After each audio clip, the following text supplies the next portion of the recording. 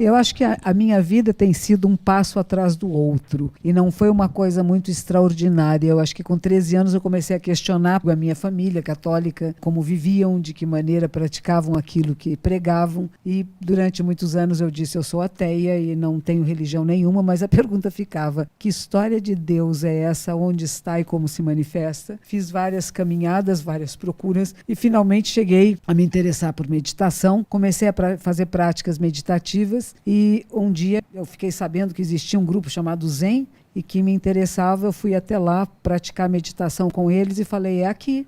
Aqui faz sentido, aqui responde as minhas perguntas. E comecei a frequentar, fiquei morando nessa comunidade, pedi para receber os votos monásticos. Meu professor era japonês e dizia: não, mas você é de uma família cristã, nem sabe o que é budismo. Eu falei: não, eu tenho certeza que é aqui. Foi só alguma coisa. Eu acho que quando nós amadurecemos, essa pergunta e essa questão amadurece e chega um ensinamento que faz sentido, nós nos ligamos a este sentido. Para mim fez sentido o budismo, me deu outros sentidos à minha vida. Começa agora Quem Somos Nós, o programa para quem tem prazer em conhecer. Uma parceria Eldorado FM e Casa do Saber. Apresentação Celso Loduca.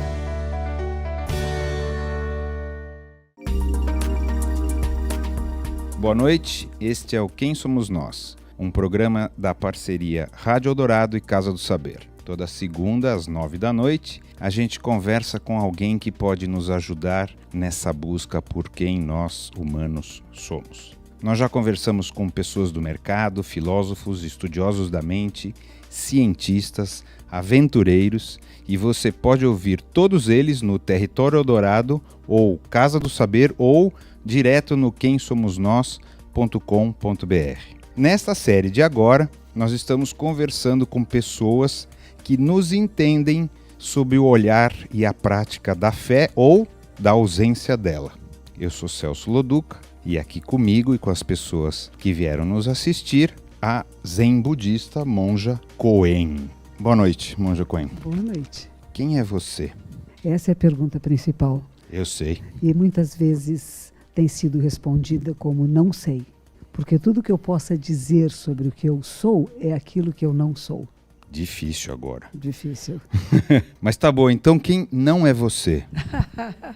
Bom, eu não sou a parede. Eu não sou o rádio, mas ele também sou eu. Eu não sou o céu, mas eu também sou o céu. Eu não sou a terra, mas eu também sou a terra. De certa forma, nós somos e estamos todos interligados a tudo que existe. E esta separação é alguma coisa que nós criamos interessante para podermos conversar. Eu sou uma monja zen budista, por exemplo. Eu sou você e nós somos o todo manifesto. E o todo se manifesta em inúmeras formas. Você não é uma parte do todo, nem eu uma parte do todo. Mas cada um de nós é o todo manifesto. Individualmente. Individual, e cada um de nós é único.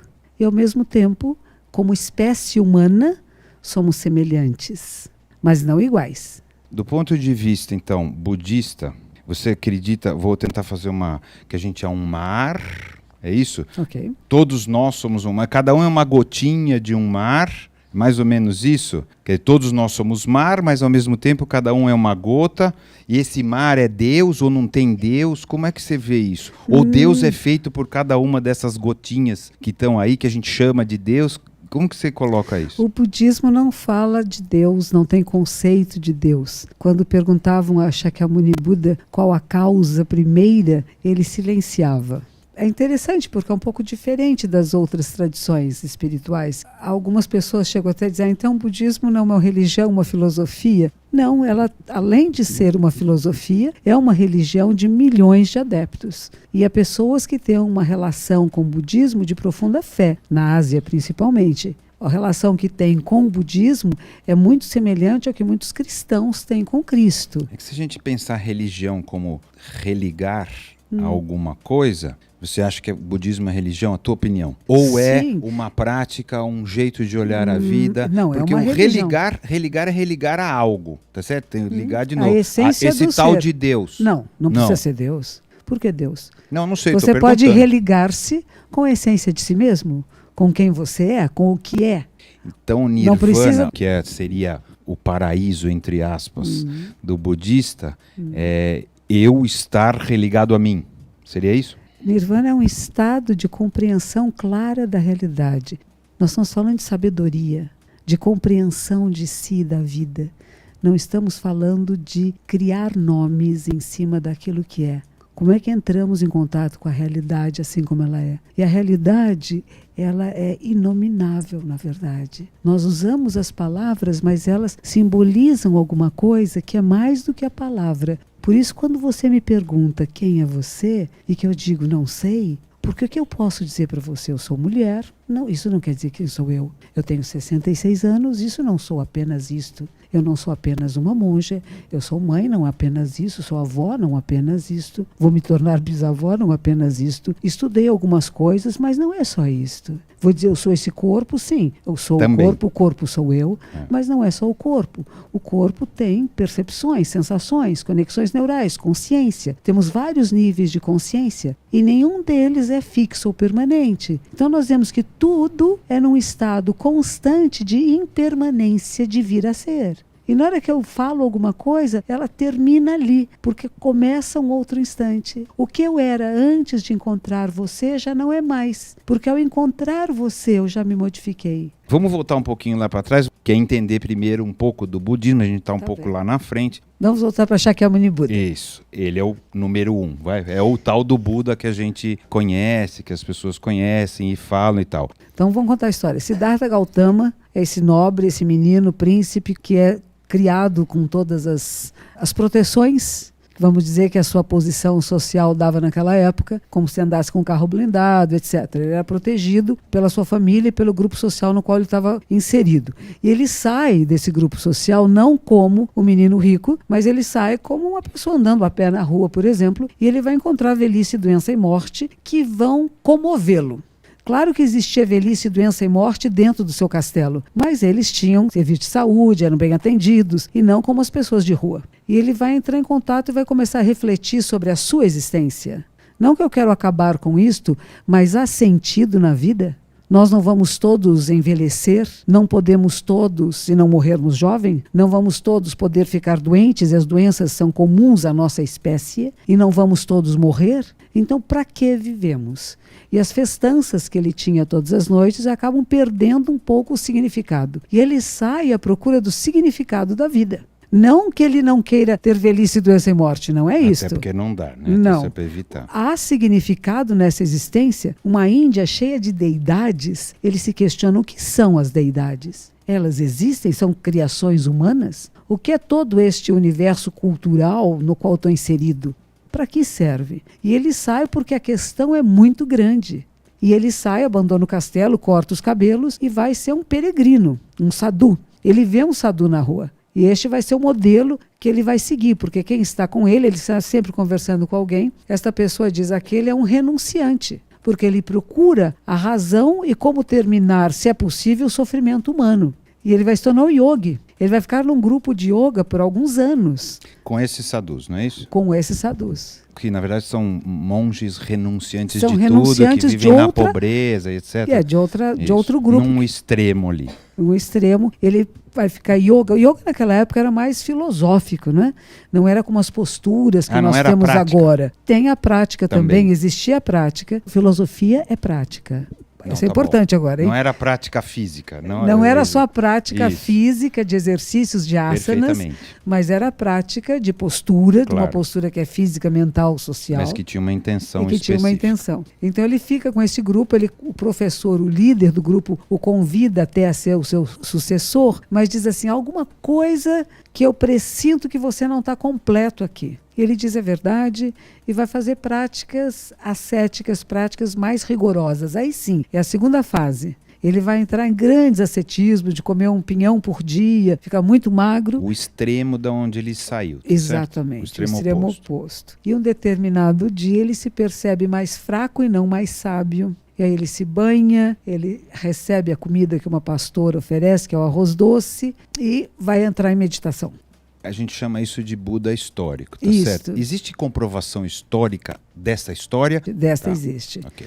O rei Ashoka, lá na Índia, gravou. Os pesquisadores históricos confirmam que este homem realmente existiu e desta que, maneira, e com fez, essas coisas. E deixou esses ensinamentos. Ele falava de 7 Budas anteriores a ele. Desses, a única confirmação que nós temos é a palavra dele. Mas ele também falava de infinitos Budas depois dele. E ele nunca disse que era o primeiro, nem o único, nem o último. Chegava a dizer que há tantos Budas, tantos seres iluminados, quanto grãos de areia no Ganges. E que se cada grão de areia do Ganges fossem outros rio Ganges, e os grãos de areia desses outros rio Ganges fossem outros rio Ganges, era a quantidade de Budas no mundo. Isso é muito bonito. É bonito. Não sou o primeiro, nem o único, nem o final. Eu sou um dos Budas, um dos seres, a condição humana de poder acessar a mente iluminada. Porque Buda significa isso, aquele que acorda, que desperta, que está iluminado, cheio de luz, cheio de clareza,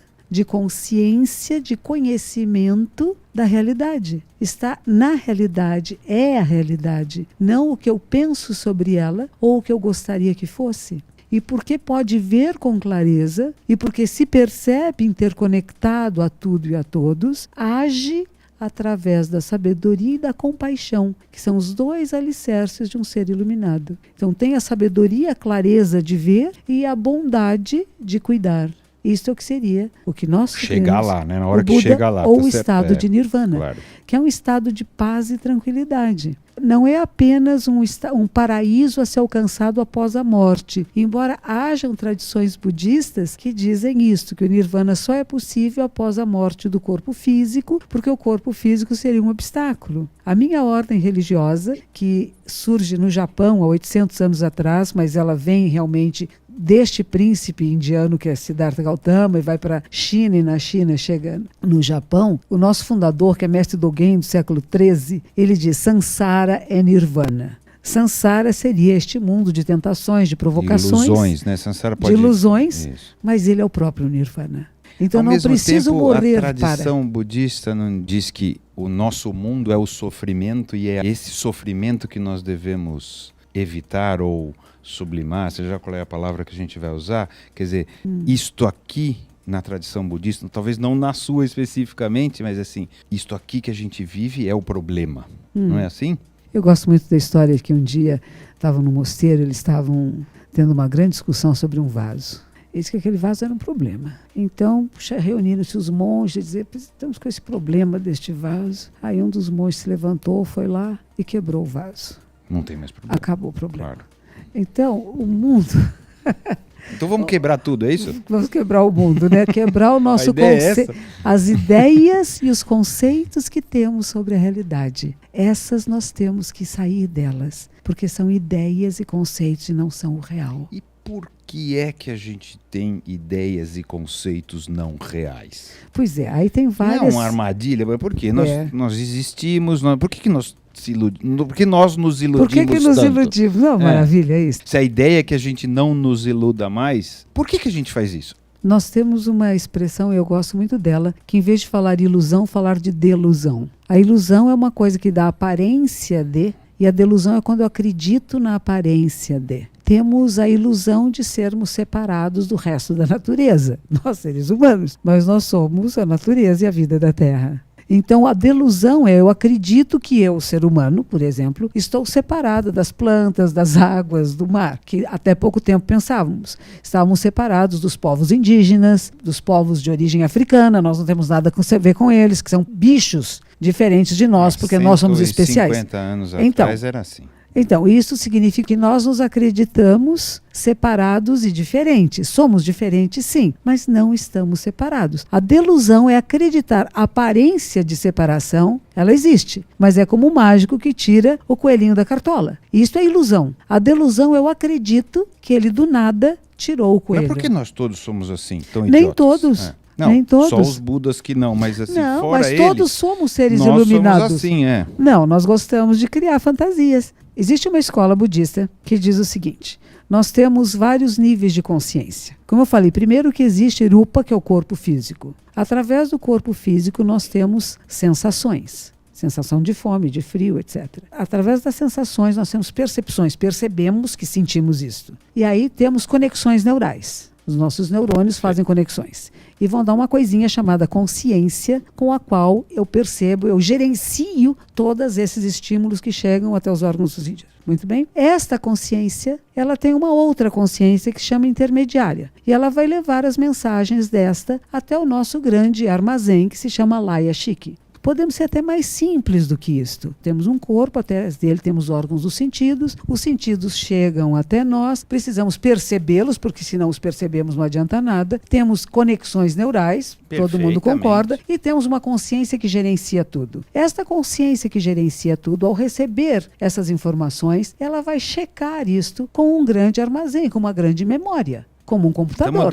Tem uma consciência chamada uma consciência intermediária que leva essas informações daqui para essa grande memória e traz de lá uma resposta. Gosto, não gosto, é bom, é ruim, vou negociar com isto ou não vou. E vai depender das experiências anteriores. Às vezes, esta intermediária se engana. Ela traz alguma coisa, muitas vezes. Muitas vezes ela pensa que existe alguma coisa fixa e permanente nesta grande memória. Mas esta grande memória é fluida e ela está se transformando o tempo todo. E ao pensar que isto é fixo, ela cria uma ideia de que há algo fixo e permanente. Que seria eu mesmo, ou você mesmo, ou qualquer outra coisa. Então a ideia... E não é que ela esteja completamente errada, mas ela confunde um pouco. Alguma coisa da qual eu vou pegar as minhas informações, levo e trago o tempo todo, me dá a impressão que aquela memória é fixa e permanente. Mas ela está o tempo todo também se transformando. Isto é ensinamento de Buda. O que caracteriza ensinamento de Buda é que não há nada fixo e nada permanente. Nada. A única coisa, talvez, permanente seja a impermanência. Tá, até aí eu acho que está perfeito. Eu acho que até não é difícil, né, compreender isso. E nós acabamos tendo ideias de permanência. Desejos ou ideias? Desejos, apegos, aversões. Porque não tem a questão budista de que a gente deve se desapegar de tudo. O que tudo. Significa desapegar? Então, aí que boa, está. É essa aí que nós vamos entrar mesmo. Então.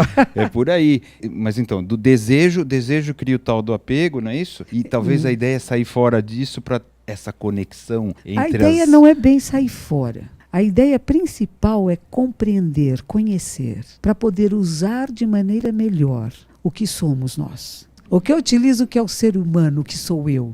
Como utilizar o meu potencial no seu melhor e não ficar travado em níveis intermediários, que pode acontecer. Se nós podemos chegar num nível mais profundo de conhecimento de mim mesma, da realidade da vida e de nós mesmos, por que nos contentamos com etapas intermediárias como se fossem as finais? Esta talvez é a pergunta. Por que nos contentamos com as migalhas quando nós temos direito à sabedoria perfeita? Por quê?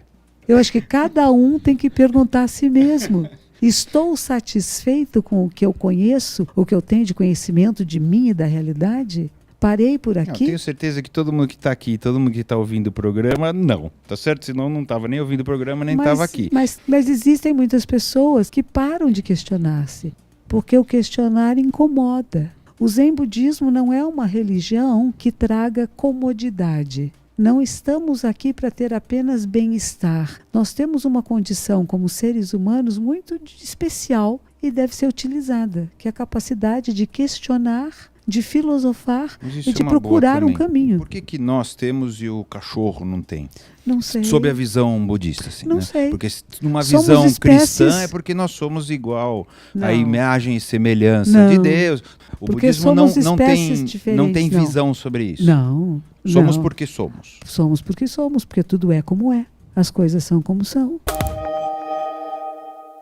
Vamos voltar no desapego? Uma senhora uma vez veio perguntar para mim, monja, a senhora fala, o budismo fala de desapego, eu queria tanto ter casa própria, eu não posso ter? Não tem nada a ver com isso. Claro.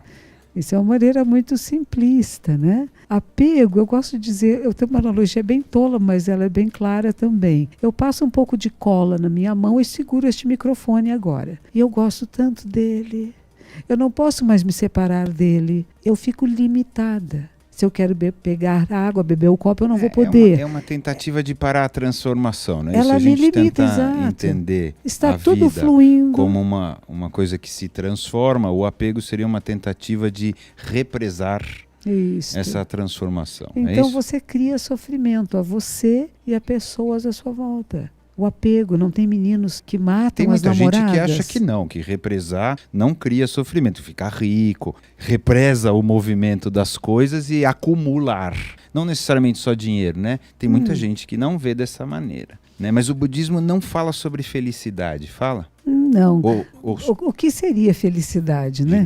De novo, nós vamos lá. Felicidade, se a palavra vem de felite, que é fértil, que é frutífero, aquilo que nos dá resultados, nossos pensamentos que são frutíferos, nossos projetos que dão bons resultados nos fazem bem. Dar um presente a alguém que alegre essa pessoa nos faz bem. Então a felicidade não é só aquilo que eu ganho, que eu possa ter, mas como eu posso ganhar, inclusive, amigos, relacionamentos, sabedoria. Agora, se ficou apegado, não consegue. A nossa mente é uma coisa maravilhosa.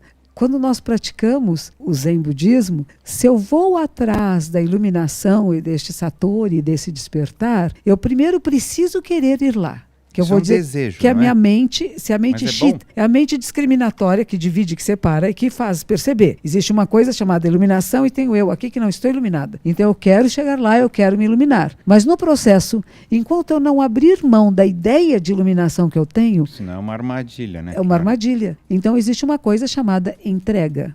Uma coisa que se chama, talvez alguns vão chamar de fé. Mas no que temos fé? Amor? Confiança. Confiança em quê? Na mente humana, confiança no DNA. Na nossa mente? Na ela nossa é meio mente. traiçoeira, hein? Ela é.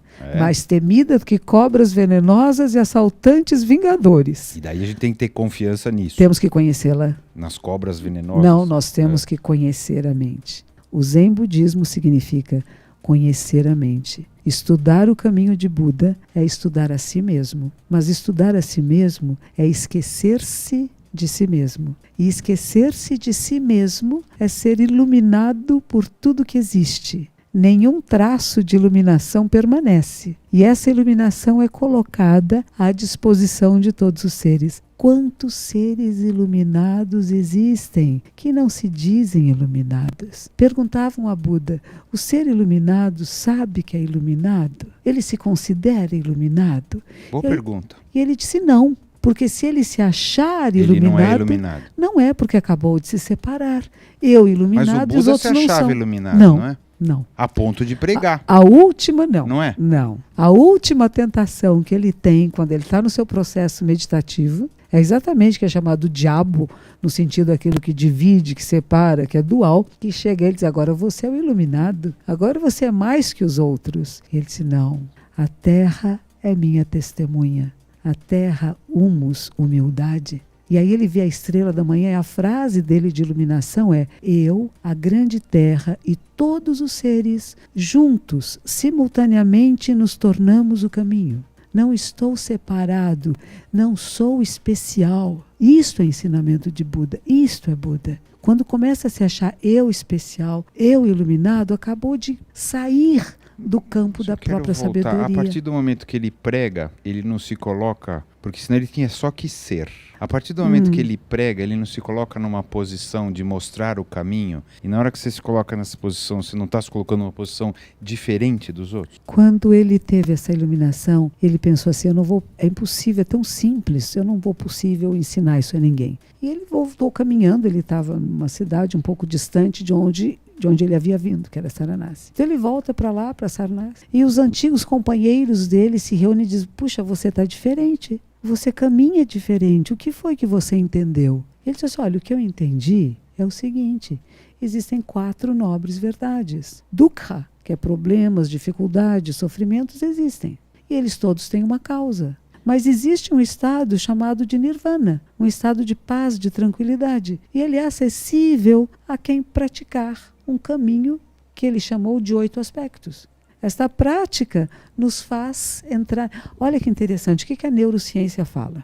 Nascemos com todos os neurônios, mas aqueles que são estimulados é que vão fazer conexões neurais. É isso mesmo. Então, o que ele vai dizer? Nós vamos praticar o quê? Aquilo que estimula essa conexão neural. Ela está lá. Não é que eu já nasci sábia e nem que alguém vai me dar a sabedoria, mas ela pode ser estimulada.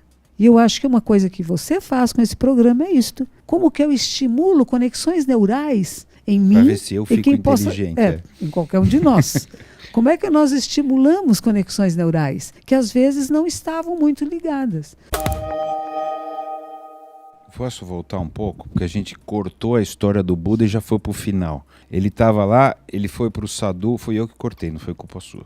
Ele estava lá com os sadhus, chegou uma hora e falou, puta, nada disso, estou muito radical. Primeiro eu era lá um príncipezinho, agora eu fui para o outro lado.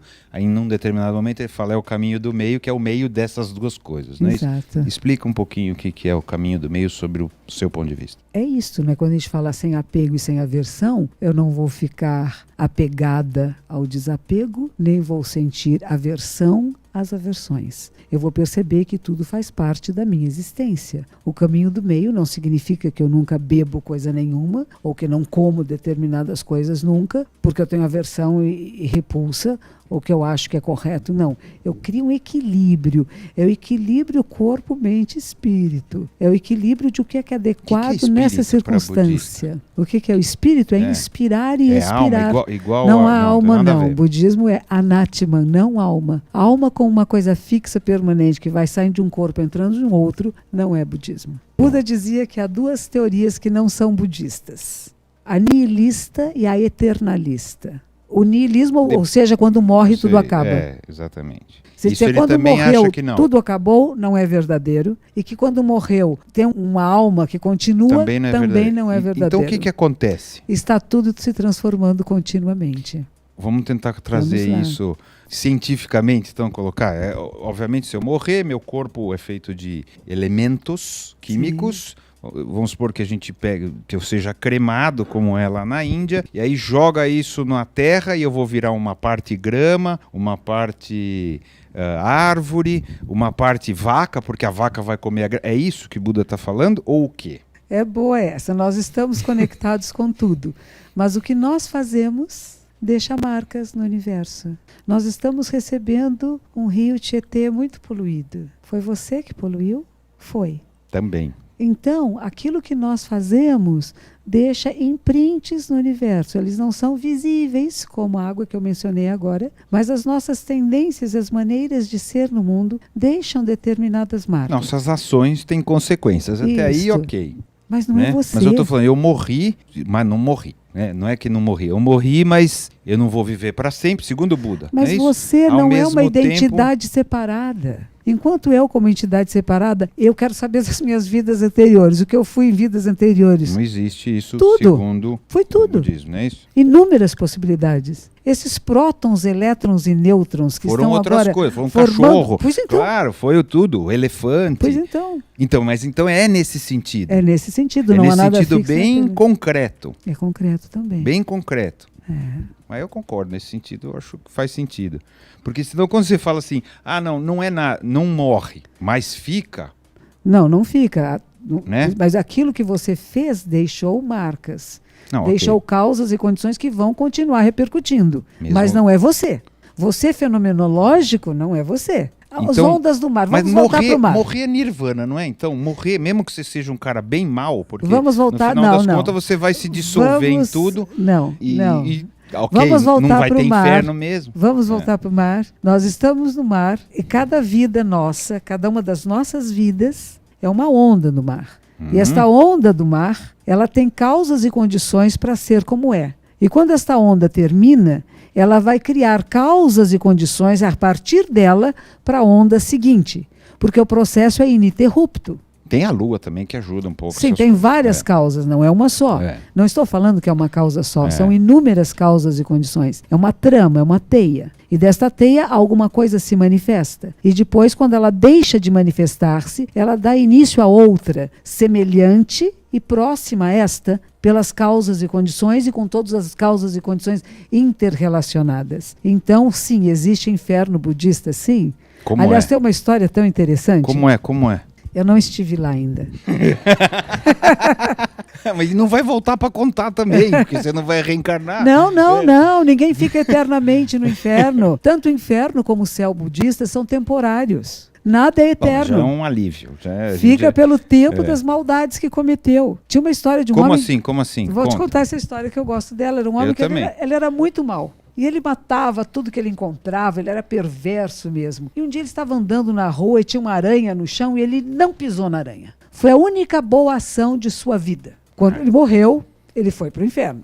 Um lugar de sofrimento, dor, de lástimas, de reclamação constante. Tem gente que vive assim, não vive? Inferno católico, parece. Inferno. São todos parecidos. Tem o inferno gelado, tem o inferno da velhice, sabia? Eu tô quase lá. A gente pensa que é o céu da velhice. Dói aqui, dói acolá, sofre, é excluído, umas coisas bonitas assim. Então temos toda essa questão de que a pessoa vai nesse mundo de grandes lamentações, sofrimentos, doenças, enfim, tudo que possa ser desagradável para um ser humano. E lá está o homem quando de repente vem uma aranhazinha e faz psiu, dá uma chamadinha, ele diz assim, mas você mesmo, você mesmo, venha cá. Você fez essa boa ação de que você não me matou aquele dia, pode subir. Eu sei que meu fio parece fraquinho, mas pode subir que você pode sair daqui. E ele duvidou um pouco, ela insistiu e ele começou a subir. E realmente, por mais fininho que fosse aquele fio, ele estava conseguindo subir. Nisso, outras pessoas que estavam ali no inferno falaram, oba! Tem um caminho para cima, vamos nessa. E começaram a subir no fiozinho. Quando ele as viu subindo, começou a chutar. E tanto ele chutou que o fio se rompeu. O fio se rompeu porque quando ele teve uma possibilidade de uma coisa benéfica, ele não foi capaz de compartilhar. Então o que se diz é, o céu e o inferno no budismo não são eternos. Há uma outra coisa interessante, uma analogia. Mas eles são aqui? Aqui e lá. Lá onde? Em toda parte. Onde é lá? Onde você não está agora. Então a gente troca de lugar e a gente dá certo. Porque é duro isso também, hein? Sabe? Eu acho que nós temos que entender as analogias todas que são feitas nas todas as tradições espirituais, de como que as pessoas podem compreender alguma coisa que é meio incompreensível neste plano material. Aquilo que nós fazemos tem repercussão. E a repercussão vai continuar. A sua morte não vai parar a repercussão daquilo que você causou. Isso é perfeito. É isso, a base Mas é isso não quer dizer que eu vá pagar pessoalmente por isso. Não é isso, se eu não vou existir Filho, se você é a vida da Terra, se vai voltar para seus filhos, para seus netos, para a espécie humana, você está recebendo. Claro, isso eu não tenho dúvida. Então não deixa de ser você. Mas não é você pessoa. Isso. Você, identidade, é única. Mas o que você cria tem repercussões para você, porque você é a vida da Terra. Porque no católico é a pessoa específica, né? Por isso que é importante, eu acho, deixar claro as diferenças. Primeiro, tem várias ordens e tradições religiosas budistas e tem várias interpretações e há pessoas que interpretam muito parecido com o que você está falando de catolicismo. Mesmo no budismo. Mesmo no budismo. Então, mas na tua visão não é isso. Que é onde a gente tem que ficar. Não é para ser acadêmico. Então não, mas é bem interessante, isso é importante dizer que eu estou transmitindo uma forma de pensamento de uma linhagem budista com a qual eu encontrei afinidade, que é do meu mestre. E que ele faz parte de uma escola chamada Soto Zen Budista, Sotoshu, que tem a sua sede no Japão. Então eu represento isso, é um pensamento que se tornou o meu, que eu concordo plenamente e por isso eu transmito. Você é dessa ordem. Agora, há outras ordens budistas que acham que é específico. Que é específico. Quando a gente está falando lá do budismo tibetano... O budismo tibetano tem a questão acha que o Dalai Lama reencarna, não é isso? Isso. E que vai deixar sinais... A mesma pessoa, não é isso? Que seria o mesmo espírito, o mesmo ser. Que não é ao contrário de tudo isso que a gente está falando. E que vai dar continuidade numa outra vida. E ao contrário do que Buda falou também, não é isso? Pois é. Buda não falou bem isso, não. Né? Isso é mais hinduísmo. Hinduísmo, exatamente. É do hinduísmo, a ideia da reencarnação do hinduísmo. Isso, e que no hinduísmo você vai evoluindo, né? Da grama pro ser humano, não é isso? Vamos voltar de novo para a doutrina de Buda. Você falou dos 8, eu cortei, né? Das 8 coisas. Vamos falar quais são as 8? Do caminho de 8 aspectos? Você tem de cabeça isso? Eu tenho, às vezes eu misturo um pouco, né? Não precisa. Ele primeiro vai falar de memória correta. O que significa memória correta para Shakyamuni Buda? É lembrar-se das 4 nobres verdades. Sofrimento existe, tem causa, existe o estado de nirvana e uma prática que nos faz acessar. Então não é que eu tenho memória do que me falaram ontem, mas eu me lembro da verdade, do que somos, de quem somos nós. Isto é memória correta. O segundo tem que ser a fala correta. A partir dessa memória correta, o que eu vou falar que seja correto, que seja esteja adequado, de acordo com a memória que eu tenho. Isso. Que o meu ponto de vista seja correto em qualquer circunstância. Que o meu pensamento seja correto. Que não tenha pensamentos turvos e confusos. Essa é dura. Não é? A fala correta, já disse, né? Atitude correta, o esforço correto. Às vezes quero ir numa direção e viro para o outro lado e não chego lá porque o meu esforço está na direção errada. Tenho que ter a concentração correta, capacidade de concentrar-se, de foco. Tenho que ter a meditação correta para conseguir chegar neste que chama o samadhi correto, que é este estado de compreensão clara da realidade. Então não é só o nirvana, mas é um estado também chamado de samadhi, que os yogis também falam muito, né? Como é que nós chegamos no estado de samadhi? É um estado de consciência e que pode ser treinado, que pode ser estimulado. Via yoga ou só via yoga? Não, tem vários caminhos. Os cristãos têm a meditação cristã, que é maravilhosa. Tem inúmeros caminhos de acessarmos esse nível superior de consciência, inúmeras filosofias, mas você precisa entregar-se a uma delas. Precisa confiar e ir nessa direção, seguir. Isso é cultural. Como cultural? A escolha de qual filosofia que eu vou fazer. Por que você, que é uma ex-católica, caiu numa filosofia oriental? A pergunta não é bem essa, porque é um pouco mais ampla, mas como é que eu sei qual é a filosofia que eu me identifico? Eu tenho que buscar, né? Eu acredito que essa é a primeiro resposta. Tem que surgir a busca. Certo? Não, primeiro a pessoa tem que querer saber. Uma busca honesta, né? Obviamente. Se não houver este querer saber, não chega em lugar nenhum. Então a primeira coisa é surgir a necessidade interior de procura. Todos nós, eu acredito que quase todos nós, seres humanos, no início da adolescência, nos questionamos. Nos questionamos sobre tudo. Sobre os pais, os valores, a escola, os professores, o que estão nos ensinando. E muitas pessoas nos fizeram silenciar essa pergunta. E muitos se contentaram em colocar uma pedra em cima. Alguns não. E o que nós procuramos fazer como budistas é tirar essa pedra de cima e vamos voltar às questões. O que significa isso? O que significa uma expressão que alguém diga e que você apenas repete sem prestar atenção nela? Que significado tem? O que mexe com isso, com você, com a sociedade, com o mundo, com a cidade em que você vive? Então não é uma coisa fora da realidade, mas é você inserido nesse contexto e questionando-se. Isto serve para quê? Quem somos nós? O que fazemos aqui? Para que serve essa vida?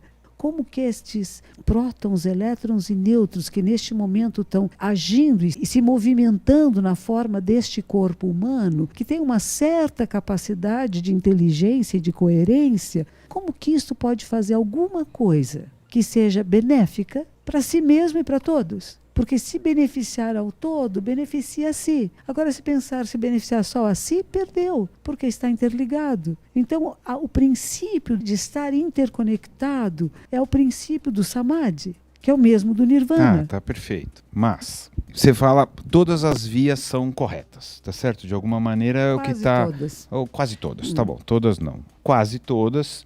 E essas vias a gente acaba escolhendo ou por onde a gente nasceu, ou sei lá, ou pela tradição, mas não importa, desde que seja honesta a entrega, e eu acho que essa palavra-chave, levaria esse nirvana, seja lá qual é o nome. Um é nirvana, outro é céu, outro é isso, outro é aquilo. Por que as verdades, então, são tão diferentes quando chega lá no final? Não são.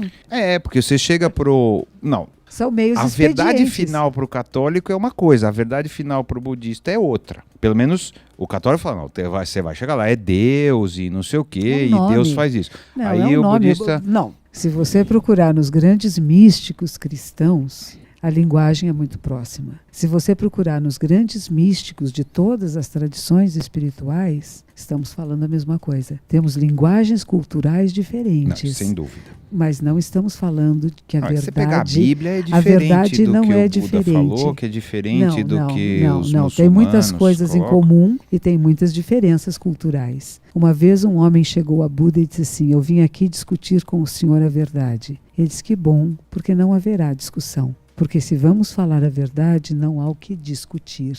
Não há o que discutir. As pessoas vêm discutindo há muito tempo, porque cada um, e não sou eu. Porque são níveis superficiais. Tem até guerra por causa disso. Não, na guerra não é por causa disso. Não, é claro que não.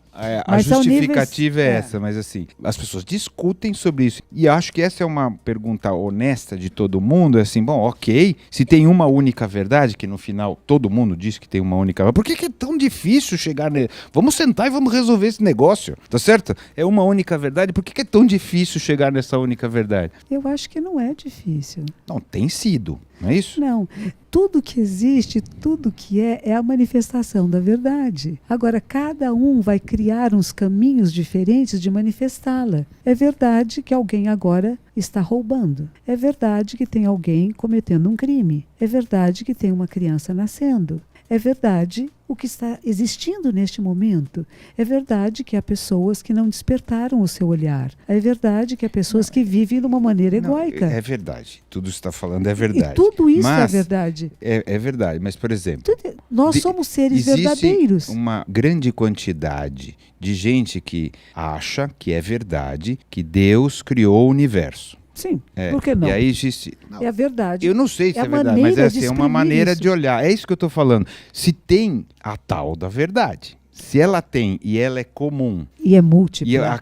Múltiplos olhares. Cada olhar vê de uma forma. Que beleza que é isto. Por que nós queremos que todos vejam do mesmo jeito? Não estou querendo. E que falem da mesma linguagem. Temos expressões diferentes. Mas o budismo acredita que tem uma única verdade. Que tudo é a verdade... Não, final não. Não, tudo, sei lá se a tem palavra final, é final. Nem principal. Tudo é a verdade manifesta. Ela está manifesta em tudo, em todos, o tempo todo. Há alguns que percebem isto, outros não percebem. A diferença é só uma questão de percepção e consciência. Por nível isso eu falei da importância. É sempre nível de consciência. Nível de consciência. A diferença entre as pessoas são as que vêm... As que têm níveis de consciência diferentes de percepção. E não tem nada a ver com aprendizado, com faculdade, com escola, de valor financeiro, nada disso. Claro. Nível de consciência do universo e das coisas como elas funcionam. Tem pessoas que são de uma bondade tão grande, com sabedoria. São pessoas muito simples, que nós nem vamos saber seus nomes, não aparecem em revistas, em lugar nenhum. Dela, e vivem fazendo bem e cuidando de quem está à sua volta, cuidando da natureza, com uma simplicidade, com uma naturalidade. São seres despertos, iluminados. Vamos falar sobre isso, que é uma coisa interessante. Existe pelo menos uma visão, pode ser certa ou não, dessa coisa do monge budista ser um cara que tem que ficar isolado, né? Que tem que ficar lá no, sei lá onde, numa caverna ou em algum lugar até atingir a iluminação para depois poder sair para o mundo. É isso mesmo? Tem grupos que assim pensam, né? Na nossa ordem, na Soto Zen, que é a ordem que eu pertenço, nós fazemos retiros. E nossos retiros mais longos são de uma semana. Então, quando nós nos retiramos para esta caverna, que não é bem uma caverna... Deve ser melhorzinha. É mais bonitinha, climatizada. Quando nós vamos para as nossas cavernas, os nossos retiros, eles são comunitários, não são isolados. E o máximo que a gente fica é uma semana.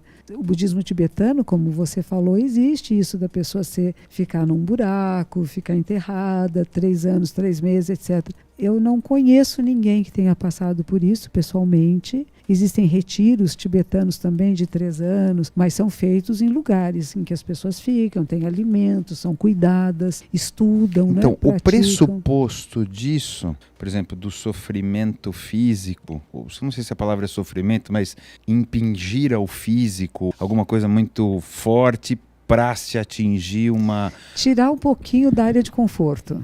Um pouquinho não, um pocão. Tá tirar certo? A gente não tira muito. Sair um pouco mas da área... Não, nesse pessoal que faz mais radical, extremo, né? A base do raciocínio é: eu preciso fazer este corpo sofrer para minha consciência. Não, é a história de Buda, né? Que ele faz o corpo sofrer para encontrar transcendência, e aí ele percebe que não é bem por aí, não chegou à transcendência, apesar do sofrimento físico. Então ele mostrou que dá errado, né? Que dá errado esse caminho. Mas mesmo assim tem um monte de gente que acha que não é do excesso, né? O que nós fazemos, eu só sei o que eu faço, eu não sei muito sobre as outras práticas, porque eu não as pratiquei. E é um pouco difícil falar onde elas levam ou não levam. Mas o que nós fazemos é um retiro de 7 dias e 7 noites, vai ser em dezembro, de 1 a 8 de dezembro, todos os anos, relembrando e celebrando a iluminação de Buda, que seria pelo nosso calendário agora esse dezembro. E o que é fascinante é que quando nós iniciamos esse processo de uma semana, seria em silêncio, não falar com ninguém, manter seus olhos baixos, vamos ter 3 refeições por dia, acordamos cedo, mas também dormimos cedo. E é muito interessante. E aí reza, é isso? Reza não, ou medita. Meditamos né, em silêncio. Tem 3 liturgias por dia que são muito curtas, de textos que seriam ensinamentos de Buda, seus sutras, aquilo que ele falou. E o resto é um pouco de silêncio. Mas é interessante porque, segundo os textos sagrados, quando Buda sentou-se em meditação, primeiro vieram tentações dos sentidos. O que é que eu estou fazendo aqui? Como que está meu pai, meu filho, o meu castelo, o meu reino? Eu podia estar fazendo coisas mais importantes do que ficar quieto embaixo de uma árvore. Aí ele diz a si mesmo, eu não saio enquanto não encontrar a resposta. Ele tem uma determinação. O que eu falo, esta procura precisa ser determinada. Não é só se for gostosinho para mim e até quanto for conveniente para mim. Porque aí nós não chegamos em lugar nenhum. Eu não vou chegar até a esquina se eu sair daqui e falar, começou a chover, vou voltar. Eu não chego lá. Mas se eu quiser realmente precisar chegar, eu tomo a chuva. Então não é que eu tenha que ferir o meu corpo e quebrar o meu corpo, mas talvez eu tenha que quebrar o mimo que eu tenho tido comigo. Quando nós nos sentamos em zazen muitas horas seguidas, há um certo desconforto físico, como haveria para quem não andasse a cavalo há muito tempo e fosse cavalgar. Então, o primeiro dia que você andou a cavalo, mesmo que seja meia hora, fica exausto no dia seguinte. Aí você não anda a cavalo no dia seguinte, só vai dando 1 ano. A sua própria reação vai ser que é horrível que andar a cavalo. Mas se no dia seguinte você andar de novo, e de novo, o seu corpo se adapta. E a mesma coisa o processo meditativo. Você começa a sentar em silêncio e começa a achar aquilo muito chato, porque eu estou acostumado a ter estímulos, conversar com as pessoas, olhar, sair, me mexer. E de repente você começa a ter consciência do seu corpo e que tem áreas do seu corpo que pode estar em contração. E em vez de querer brigar com a contração do corpo, você tem que soltar. E para isso você respira. O que aconteceu com o Buda? Ele sempre o se deixar levar, não é isso? Tem que ter um propósito. Sempre é o assunto. E a entrega. É o mesmo assunto, sempre. Sempre. E daí... Mas a gente também faz provocações de estímulos neurais, porque a pessoa pode passar uma semana sentada em meditação só pensando assim, minha filha falou aquilo para mim, foi tão ruim, meu marido é chato, puxa, o que será que eu vou fazer semana que vem? Ontem eu não paguei aquela conta. Não é isso, meditar mas não é isso. Mas teoricamente isso tem que... Você não pode lutar contra isso, ou eu estou errado. Não. Você tem que deixar vir as bobagens também. Isso, observa. Que é 90% do que a gente pensa é bobagem. Então, observa que isso existe. E aí onde tem uma você outra está? pessoa, então, olhando você meditando. É você dentro com de você mesmo. Você fica olhando e fala, você está pensando isso, está pensando aquilo. É por aí. Mas essa outra pessoa também tem que ficar quieta uma hora. Também fica. E isso é o que nós vamos chamar de iluminação. E isso é nirvana, isso é samadhi. Quando até essa observadora interna se aquieta. 1 em 1 bilhão de pessoas que chegam nisso aí? Não. Não, é bem comum. É? Uf. Todo dia você fica assim? Todo dia eu fico assim. É interessante isso, né? Porque a sensação é de que o negócio é muito difícil, que foi um caminho difícil do Buda para chegar nessa. Então, por isso certo? que nós fazemos os retiros de 8 dias, porque a gente garante, se você se entregar a uma prática de 8 dias, você chega lá. Foram 8 Agora, dias como que ele ficou embaixo da árvore lá? Foi. Então, não primeiro, é pouquinho, 8 dias, para você ficar tão bom assim. O budismo tibetano diz que é 49 dias, outros dizem que foram 6 anos. Também é pouquinho. Uma vida, uns 50 anos, não é isso? Cada um de nós... 100 anos, não, cada um de nós tem condições diferentes, nós não somos iguais. Nós somos semelhantes, mas não iguais. Eu vou precisar de mais dias, eu acho. Vai? Tá bom. A gente deixa, você fica um mês. Porque 8 dias já estou iluminado, não vai ser duro. É porque a ideia de iluminação que você tem é muito diferente da realidade. Como é a realidade? É o que é. Mas é dura essa conversa, desse jeito eu não consigo. Parece que você me sacaneia. Mas vamos lá. Vamos lá, aí você fica lá no retiro os 8 dias... Então, o que eu digo é muito semelhante com o que aconteceu com o próprio Shakyamuni Buda nessa semana de meditação. Primeiro vem os pensamentos e as preocupações da nossa vida diária. As coisas que eu estava fazendo, com quem eu estava me relacionando, e eu me comprometi a ficar essa semana, eu fico. Então, isto deixa de ser o pensamento principal. Ele vai se aquietando, porque eu não vou resolver isso agora, e eu vou ficar aqui. Quantas horas você fica sentada por dia? 16. Sentado, não vai no banheiro? Não vai, claro. Ah, bom. São Já períodos, melhorou. São períodos de 40 minutos. 40 minutos, E levanta, 10 faz minutos alguma andando. coisa, volta. Geralmente a gente caminha dentro da sala, Pensando. em meditação, em silêncio. Se precisa ir ao banheiro, beber água, sai nesses momentos. A gente come em meditação, em silêncio também, agradecendo e percebendo que cada alimento é toda a vida da terra e do cosmos. Vegetariano. Geralmente em retiro são, porque é uma digestão mais fácil. Não por causa da Não história porque dos animais, sejamos, não. do blá, blá, blá. O budismo japonês não tem essa preocupação de achar que você está matando o animal e que o animal é superior ao vegetal. Para nós, todos têm o mesmo valor. Então vão matar todo mundo. Então, comemos, vivemos de outras formas de vida. Então, quando cortamos uma cabeça de alface, coitadinha, só porque É não igual uma ouvimos cabeça o seu... de peixe. não ouvimos o seu grito, ela não é menos importante no processo da vida do que as outras formas. Então vão ser escolhas pessoais, o que é conveniente para cada um. Há grupos budistas, veja bem, que são vegetarianos e que não comem carne de jeito nenhum e que dizem que matar o bichinho seria cometer a quebra de um preceito, que é o primeiro preceito que diz não matar. Meu professor e a linhagem ao que eu pertenço, quando eu comecei a ficar muito vegetariana lá no Japão, me chamou e disse assim: você sabe por que existem as guerras? Porque as pessoas fazem paredes, muros, e dizem o que está aqui dentro é bom e o que está lá fora não presta. E eu vou lutar, matar e morrer por isto. Então, abra a mão das suas ideias e coma o que lhe é dado. Shakyamuni Buda comia aquilo que lhe era dado. Ele comia carne? Mas ele era em uma tradição hinduísta que é vegetariana, não é isso? Os hindus nem todos são Não, vegetarianos. mas a tradição Eles não hinduísta comem era, né? o boi, porque o gado ele é o veículo de Krishna.